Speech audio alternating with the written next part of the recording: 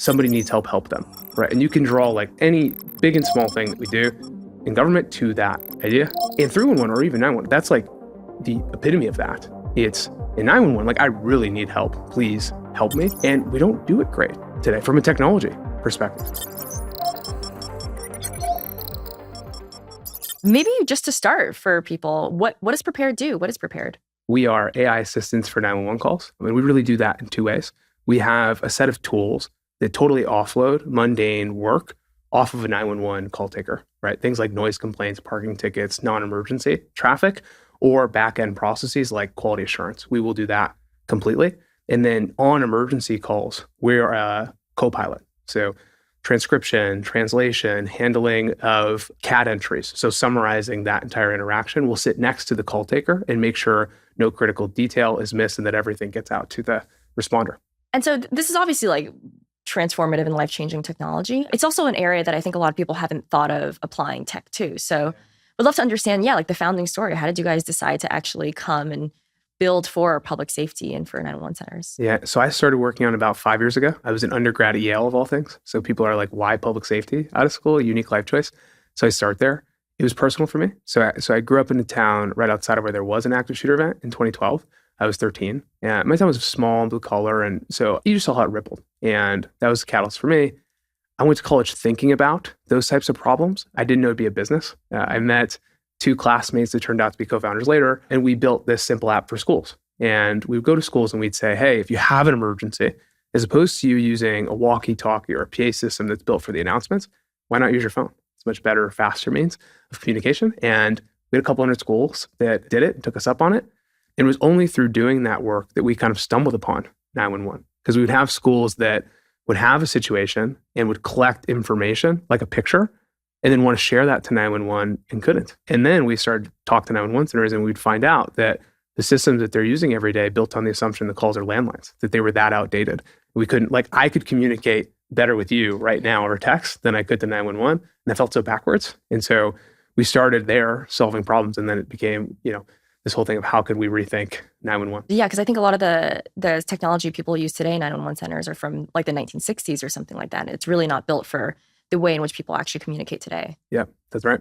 One of the other things that's really interesting about Prepared is I don't think people historically thought that selling into state and local government was an area that, technology venture-backed companies could sell into. It'd be great to hear actually the initial story of the go-to-market path that Prepared went on, because it's quite a unique one, I think, for a lot of reasons. When we were first starting, to totally zoom out again, when I first walked through a center, it was clear that technology could get better. It was unclear why it hadn't. It wasn't because there were not better tools. There's actually some like call handling systems that were better or CAD systems that were better. And so okay, well, what actually is the constraint here? And our perspective was that nobody had hacked or really had solved go-to-market. I was really inspired by companies like Slack or Yammer. And it used to be true that the large enterprise was not territory for a startup. It was, that's Oracle, Salesforce, like only they could punch it that way because systems IT would block everything. The innovative idea there was, well, what if we just got to the end users, proved it to them that it was valuable? And then, we'd still have to go to IT, but we'd have the users at our back. And it worked. And it was crazy at the time. People were like, no, you just can't go. They're employees in an enterprise. And our belief was if we could just get to the end users, show them better technology, and this was a technology fight, that we'd be well prepared to win that one. And so the simple answer to that was we launched a free tier of our product. And we said, hey, use it. And we felt like if our technology was side by side the incumbent technology, that over time we'd be able to build more powerful things. And that's bared out. And so we started that way. And we got from 0 to 1,000 centers across the country. It was about 6 of the US on our platform really, really quickly.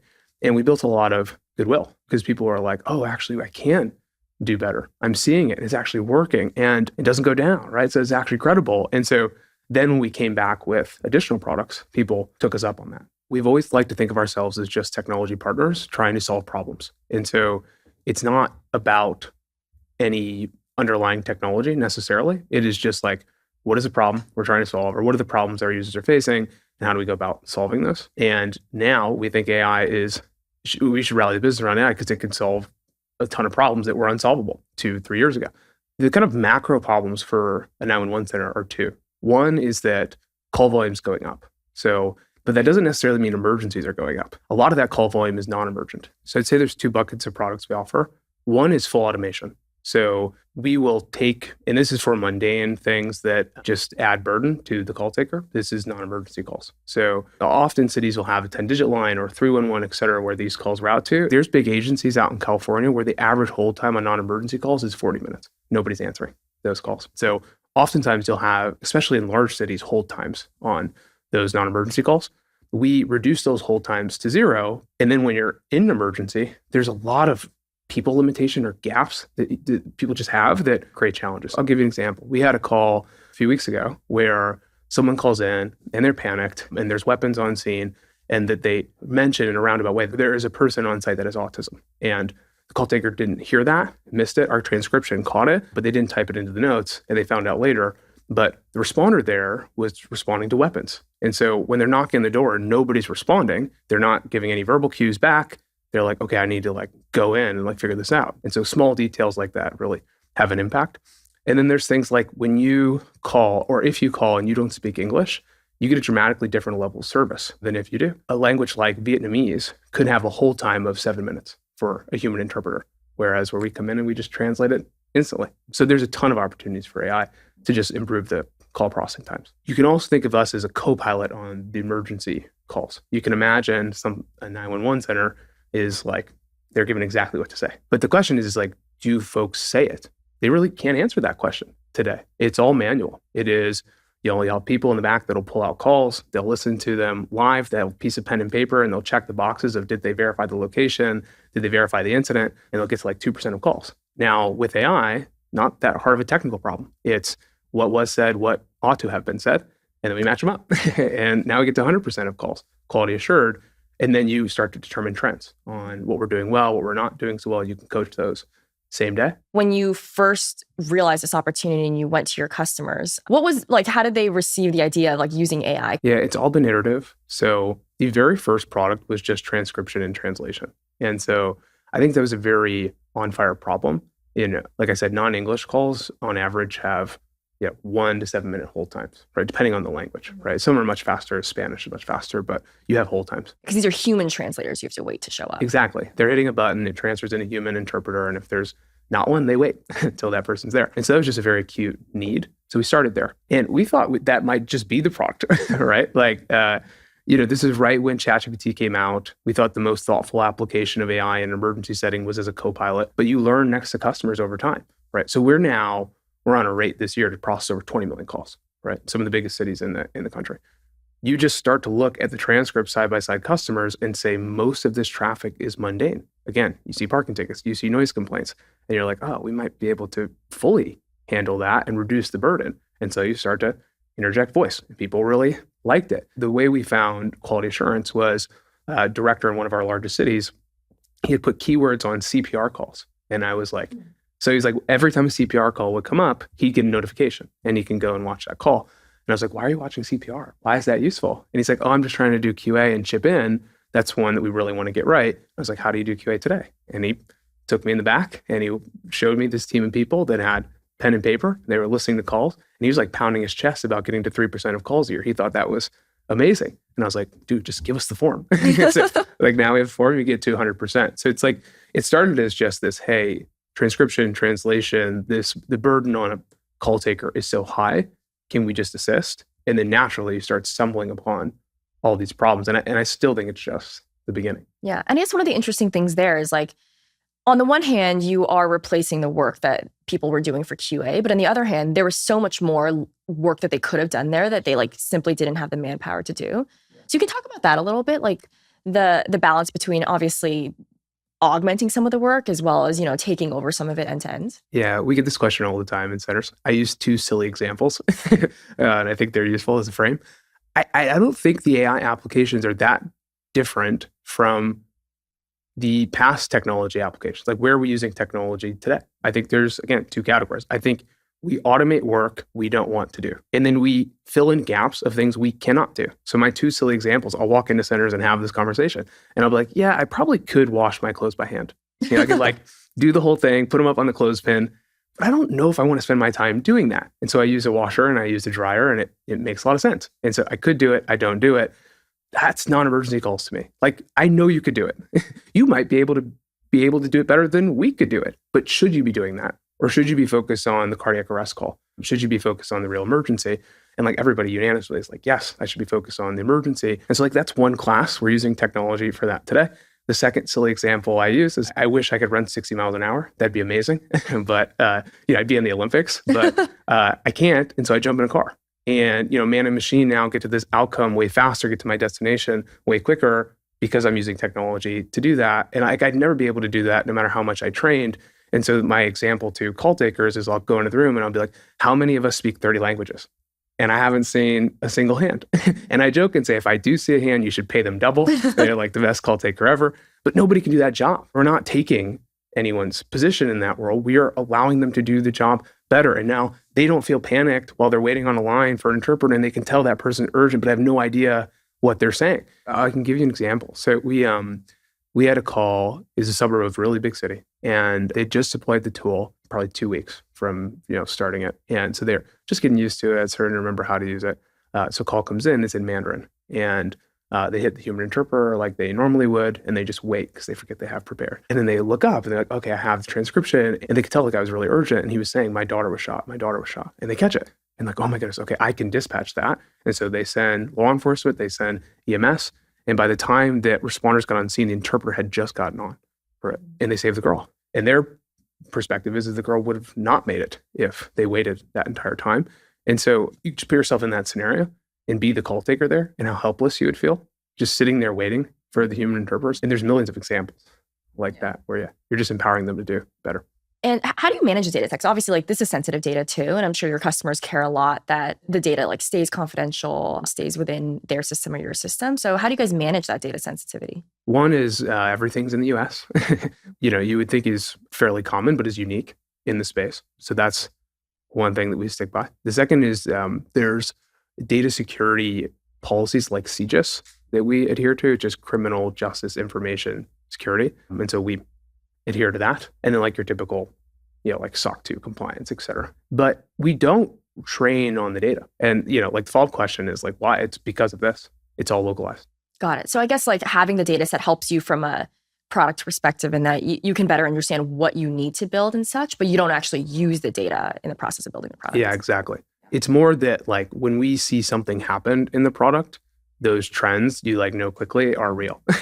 Well, one of the product things that I do want to latch on to is this voice AI products, because I think for a long time you guys were a little bit more of a co-pilot assistant when it came to crisis calls. But the idea of launching like a voice AI product that can actually end-to-end handle a lot of the non-emergency calls coming in, I think is very innovative in the space. And I'd love to hear, how did you guys initially come up with this idea? How does like that product like work in practice? I imagine there's a lot of systems you might need to integrate into, et cetera. The same way we found QA or any of these other products, it was just, there was a ton of pull. There was pull on the problem. I don't think folks knew what the solution was, but it was clear that a large part of the traffic was mundane, and you could ask yourself the question, does a person need to spend time on this? As we started to work through solutioning, we threw out the idea of like, how would you feel about an agent jumping in and handling the call? And there was real appetite for it.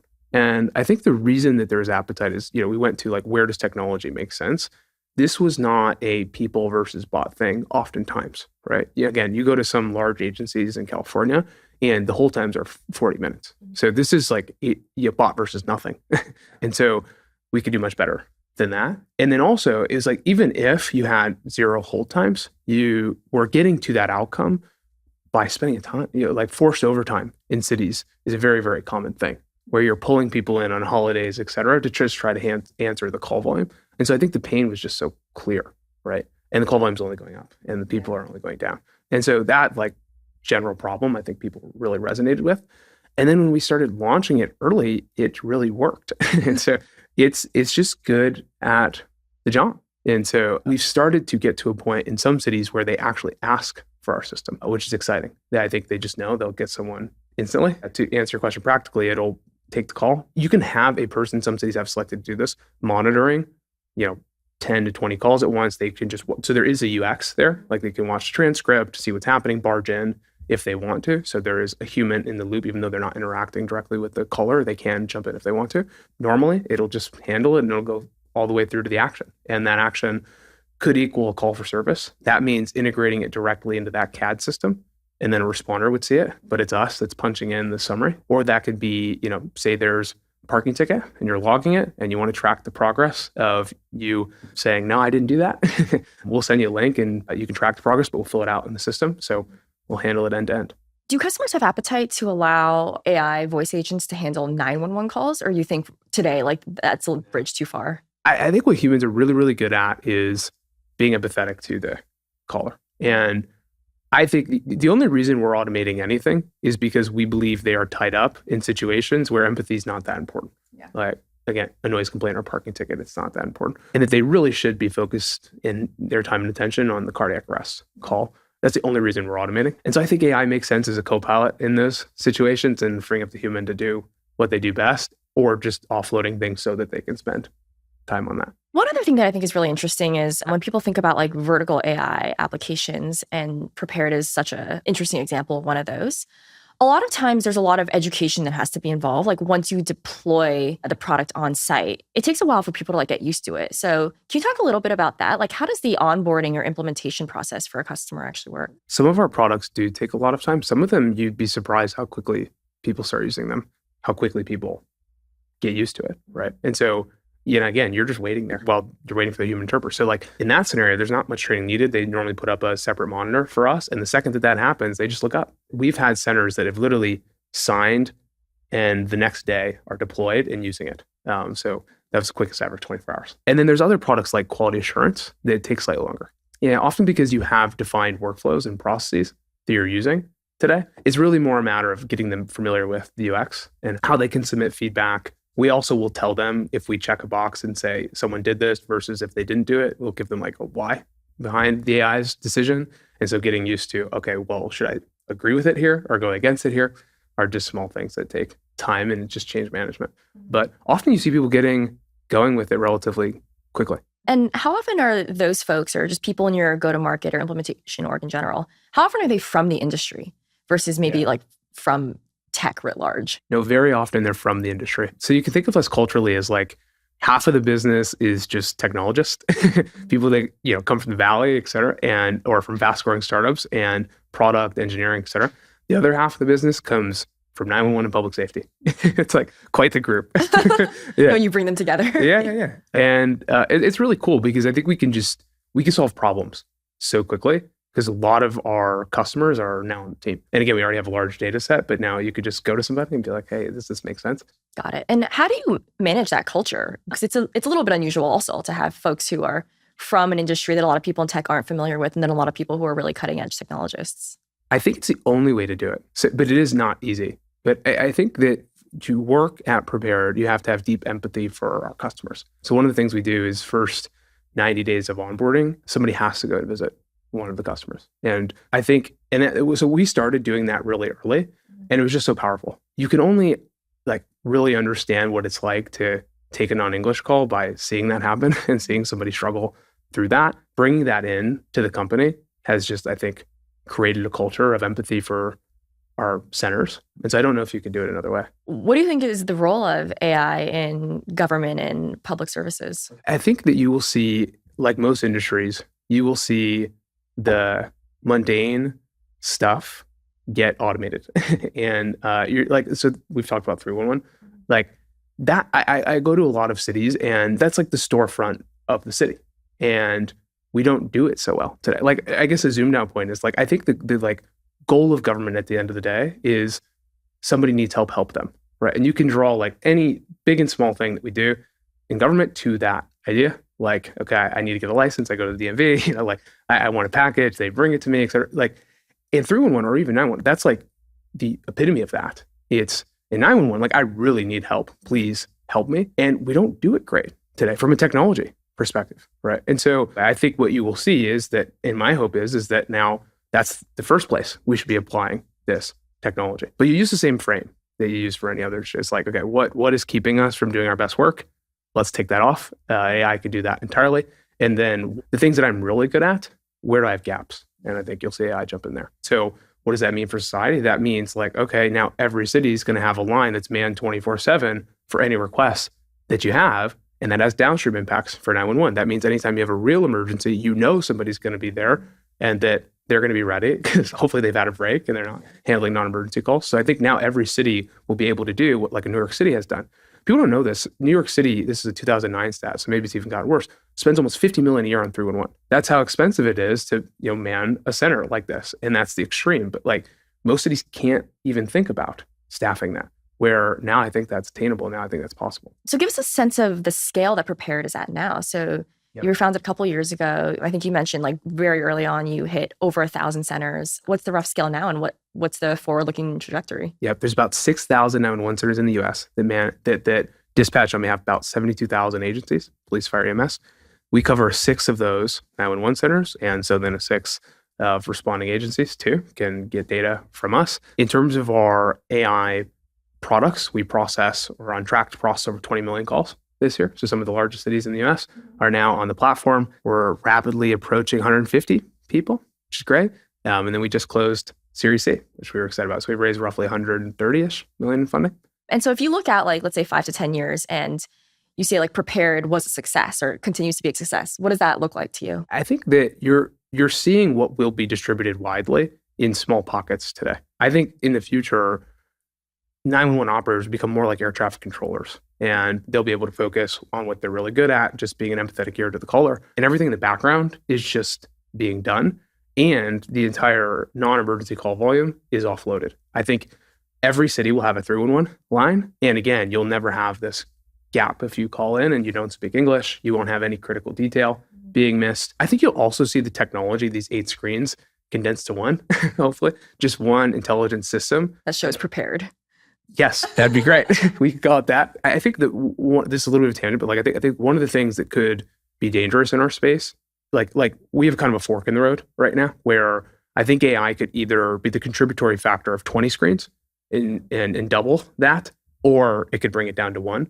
And so why are we trying to build all of these component parts in a single screen is because like we just think for 2 reasons. One, it won't just be a matter of convenience in the future. Like 8 screen is inconvenient. I think I can't think of a better word, but I think it could be dangerous in the future if you don't bring them together, because AI is only as good as the data you give it. So if you silo all these pieces of information into 8 different systems, it's not going to have the full context. What are you most excited about for the rest of the year? I think the thing that makes it easy for us to get excited is, like we recognize I think right now, this moment is when you'll do your best work, right? Like you don't often realize it, but like when the internet came out, I bet people were like, oh, that's when I had the most impact. And that's happening now with AI. And so like what I really push our team to think about, and any new employee that we would be chatting with, is like, be really deliberate about what you work on right now. Because again, it's totally outside of you, this tech shift. But it's win at your sales. Like you can just make the most impact no matter how hard you work now. And so the cool thing for us is we just kind of stumbled into